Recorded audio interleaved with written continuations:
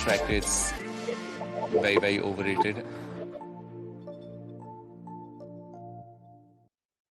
Hello, everyone, and welcome to Strike Rate, the cricket analytics podcast, where we're going to be getting a little bit nerdy today. We've got a whole show on stats. We're going to be talking you through all the major metrics used to measure T20 batting performance and giving you our thoughts on whether they're useful or not. We're talking innings, runs, not outs, average strike rate, fours, sixes, 4%, 6%, boundary percentage, and a bunch more. I'm Jack Hope. I'm joined by Dan Weston. Dan, how you doing? Just wrapped up your 100 retentions. Did you have a good retention list, or do you have a good retention list?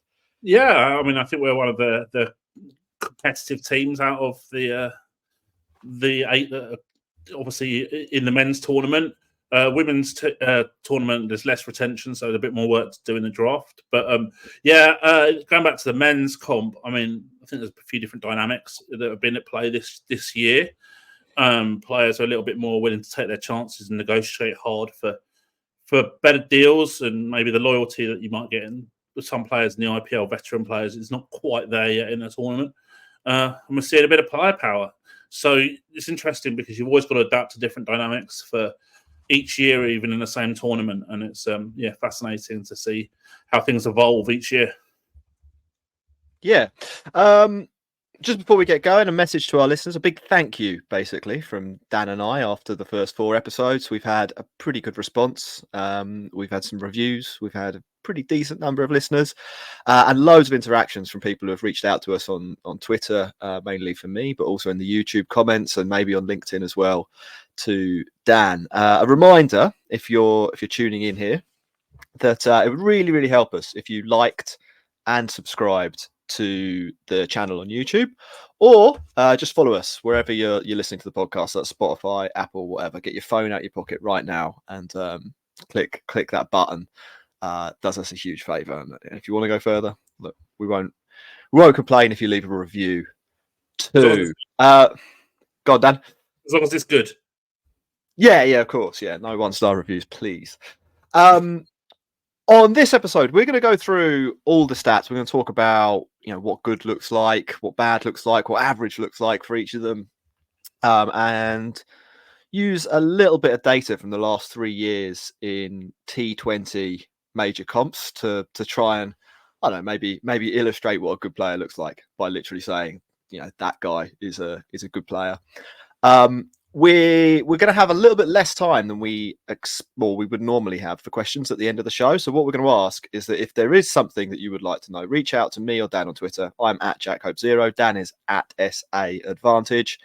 When we post the episode, we'll mention it and ask us a question there, because we're going to pick up a bunch next week and hopefully continue this discussion. Dan, we're going to kick off. We're basically going to go through the ESPN categories here. So the first one, if you go to ESPN, pull it up for whatever player. I've got it up for David Malan. So that's that's the profile I have on my screen. We're going to start with matches. So the first piece of information you get as a statistic on ESPN is matches, and we can see that David Malan here has played 330 T20s. What does matches tell you from a T20 standpoint about a batter? Okay, so first of all, the first thing I saw on David Malan's profile is actually that his nickname's AC, which I don't think I understand the logic, obviously, but I don't think I've heard anyone refer to him as AC ever. Okay. Yeah. So anyway, I go back to matches. So according to Quick Info, he's played 330 games. That makes him a veteran for sure in terms of experience levels. You're looking at, say for example, Blast got 14 group matches. He's gonna, and there's other tournaments with less. He's gonna play like 30 probably comps, or 25 to 30 comps plus international cricket in his T20 career. So this is a player who's experienced, which is logical. It's 36. So the number of matches is just simply a gauge of the experience level of a player. It doesn't have any insight into current ability levels or anything like that.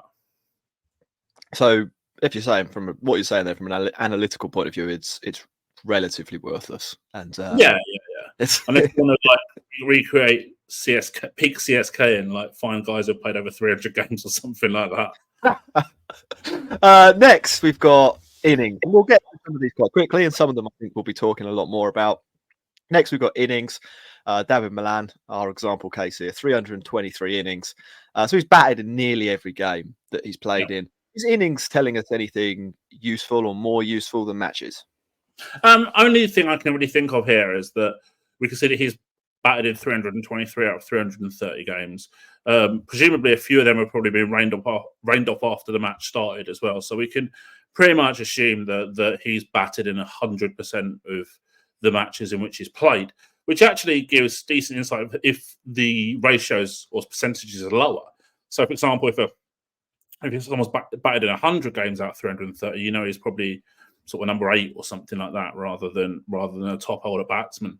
Overall, it just gives a little bit more insight. You can look at, perhaps would be more useful if it was kind of presented as a percentage of matches where you've batted, or something like that. That would be quite useful, I think, if you're going to look at players and their sort of contribution levels in matches.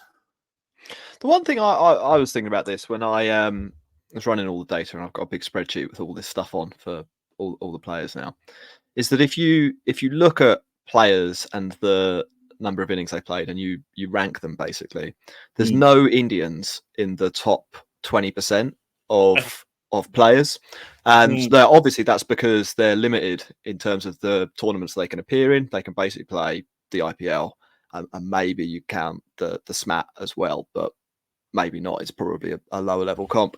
And what I thought about that was that probably makes the job of an Indian selector a little bit harder than for some of the other nations. So this is a database I've got here of 304 players that are playing around the world. It's more or less anyone who's anyone in T20 cricket, and there's not a single Indian in the top 20%. I mean, like Colin Munro, who's the top of this list for me, 129 innings. He's basically played 60% of Dhoni's career in the last 3 years, which is a challenge. I don't know if that's anything that you'd reflect on, or whether it tells us that maybe some Indian players are a little bit undercooked relative to the competition in T20. Yeah, I do actually kind of think that. I've thought that for a long time, and that there's an issue potentially where Indian players aren't getting that T20 game time and experience around the world in different conditions, because they're limited to playing in the IPL and international cricket, and obviously the lower level domestic comps as well. And I do think that, for example, we've seen a lot of England batters, domestic batters, not necessarily national team players, really evolve in getting those opportunities in other leagues. Now they've got the 100 as well. And I do think that year-long focus for some players, or 3/4 of a year-long focus, is really, really useful for player development. So yeah, I do think that's an issue for the IPL domestic players to resolve. I think also it's tricky because in terms of getting yourself noticed for selection as well, because a good example would be someone like Saika Shaw, who again has taken 5 wickets today in domestic cricket. Yet he barely plays in the IPL because he is always blocked by like a Jadeja, or when he was a CSK, or Rashid Khan now as well. So it's very difficult for him to get enough exposure to really push into international cricket. So it gives a limited time frame and limited sample of matches where you have to play well. So it can also probably create a pretty high pressure environment as well. Not that you need much more of a high pressure environment than the IPL already. Yeah, so that's something to bear in mind, or something to think about if you're an India fan. Then we've got not outs, Dan. So go back to David Milan here, 47 not outs. I'm relatively unsure that's telling us that much useful in T20 cricket, but perhaps you have a different point of view. Well, the only thing that it really tells you for a player like Milan as top order batter is that if you divide his number of runs by the amount of innings minus not outs, you get his average. So that's you get. There might be the occasional like number 8 or number 9 who has like a inflated average because they've got a lot of not outs in at some stage of their career in small sample size, maybe an inexperienced player, maybe it's played 20, 30 games, you can see how that could get flattered. But on the whole, it's not important. I think this is the first time you see where the influence of Test cricket and, to a lesser extent, ODI cricket, and how we compile stats and look at stats for that has influenced or has knock-on effects in terms of giving us sort of irrelevant information from a T20 point of view. Now, in Test cricket, not outs are somewhat more relevant, I would say, in that you can extrapolate from them whether the guy is, really providing a lot of batting value to you, or his average is maybe slightly inflated because he's just hanging around and waiting for tail enders to get out at the other end. I don't see that is an effect that really applies to T20s. Yeah. Dan, next one is runs. And this is a textbook illustration of a count stat. Counting stat. 8,981 runs for David Malan. By itself, I think my take is that's probably more or less irrelevant, but you might have a slightly different view on that from an analytical perspective. At least it tells us he's scored some runs. You'd hope he'd have done with 330 matches played, right? Look, I think, as you say, it's one for the sort of the statisticians as opposed to offering a great deal of value in terms of predictive analytics.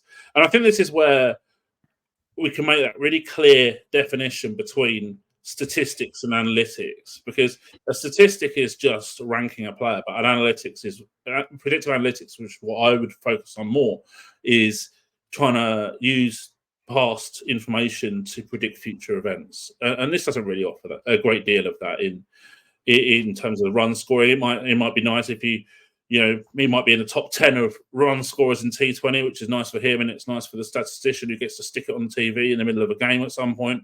But apart from in terms of usage, it's nothing. Michael Owen and Wayne Rooney probably scored a load of goals in the Premier League, but it wouldn't mean that they're going to be getting good now. Alan Shearer, you could say the same thing as well. He's like Premiership. I think he's Premier League all-time top scorer. It doesn't mean anything. He's retired. Yeah, absolutely. If you want to know who scored the most runs in major leagues, again, this is actually quite close. This probably depends on your definition of major leagues to some extent. But Colin Munro, 3,613 runs over the last 3 years in T20 cricket, which is quite a lot of runs. Nice for Colin, isn't it, that he gets to stay, that he scored that many. Faf du Plessis up there as well, and Alex Hale. I wouldn't be surprised if these players didn't even know. Yeah, it's when you put it like that, it is kind of funny that we're counting something here that is sort of pointless. Dan, the next one on Cricket Info is highest score, and we'll use this one as the last of part one before I think we get into some more interesting stuff in part two. David Malan's top score in T20 cricket is 117. I don't want to sound like a broken record, but I can't see whether that's relevant or why that would be relevant either. Your thoughts? It kind of leads on to what I was talking about on Twitter several weeks ago about these kind of personal milestones in cricket, and the context that I used that with in that discussion on Twitter was Jadeja running out Sarfaraz Khan because kind of looked like he wanted that 100.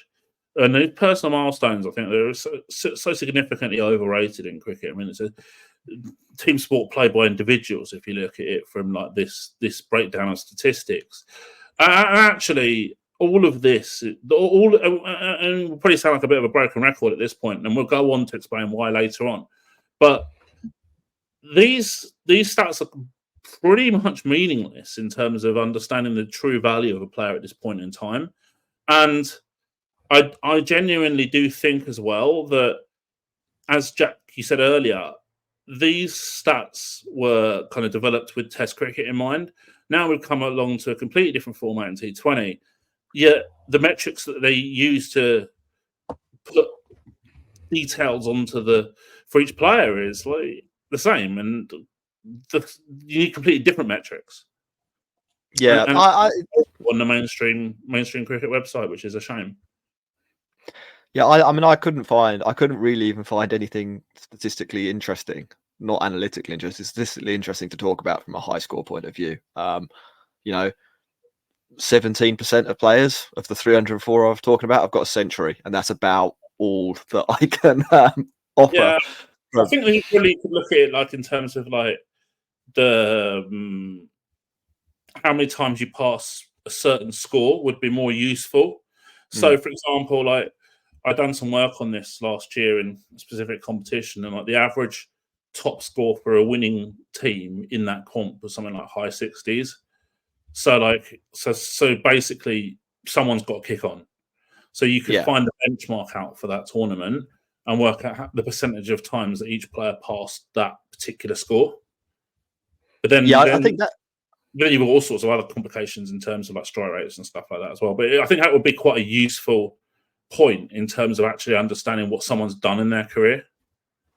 Yeah, I actually read over the last week someone's university thesis, or I think they were doing a PhD in statistics, and they'd used T20 cricket as basically something that they were looking into to see what factors influenced a win and what factors influenced a loss, and a batter scoring over 75, which is kind of what you're talking about there, was a high indicator that team was going to win the match. So maybe like you say, that if we wanted a focus stat based on score, something like that would be better. And I think we might as well end part one by talking about hundreds and fifties as well, because we've kind of naturally moved on to that, and then we'll get into what I would call rate stats. So that's things like averages and balls per dismissal and strike rate, which probably are a little bit more interesting.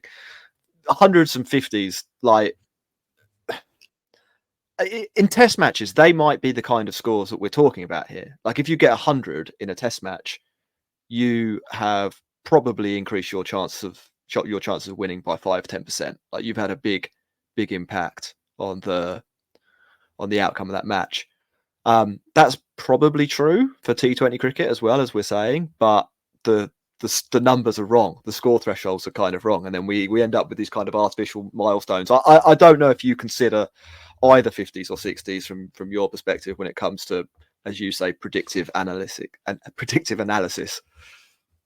Yeah, so I mean, what you could do again when you're looking at how Cricinfo presents this information is, so Milan's got 60 50s in T20 in 323 innings. So what I would want to do is to look at it from a percentage basis, and then that percentage then color coded as to whether he's above average or below average, dependent on benchmark for the leagues or the roles that he plays in or whatever it might be.